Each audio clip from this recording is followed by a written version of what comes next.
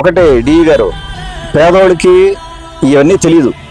ఈ స్కీములు, పిఎంఏజీలు, లేకపోతే మీరు ఇచ్చే డబ్బులు, లేకపోతే ఇవన్నీ లెక్కలన్నీ వాళ్ళకి తెలియదు. వాళ్ళకి కావాల్సింది ఆ గుడిసెలో నుంచి కనీసం 2 రూములన్నా ఇల్లు వేసుకొని, 2 రూములు 2.5 రూములన్నా ఇల్లు వేసుకొని ఇంట్లోకి పోవాలనేది వాళ్ళకి తెలుసు అంతే. అంతకు మించి వాళ్ళకి ఏమీ తెలియదు. మిగతా తెలిసిందంతా మేము అందరం చూసుకోవాల్సిన అవసరం ఉంది. వాళ్ళకి అసలు ఏమి నాలెడ్జ్ లేదు. మీరు ఏం చెప్పినా వాళ్ళు వినరు, వాళ్ళకి అర్థం కాదు.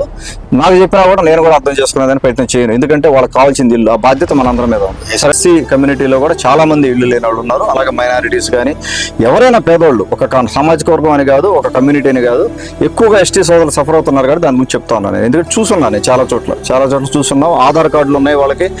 కెమెరా గారు, మీరు కూడా ఆధార్ కార్డు లేని ఇబ్బంది ఉండి, రేషన్ కార్డు లేదని ఇబ్బంది ఉండి ఎస్టీ సోదరులకి ఆ టెక్నికల్ సమస్యల మటుకు దయచేసి మీరు అడ్రస్ చేయాల్సిన అవసరం ఉంది. మన బాధ్యత అది. టెక్నికల్ సమస్యలతోటే వాళ్ళకి ఇల్లు లేకపోవడం అనేది అది చాలా దౌర్భాగ్యమైన పరిస్థితి చెప్తున్నాను నేను. అది మటుకు రానియమాకండి దయచేసి. అందరూ చూడండి, త్వరలోనే మళ్ళీ రివ్యూలు పెట్టుకుందాం అన్ని కూడా.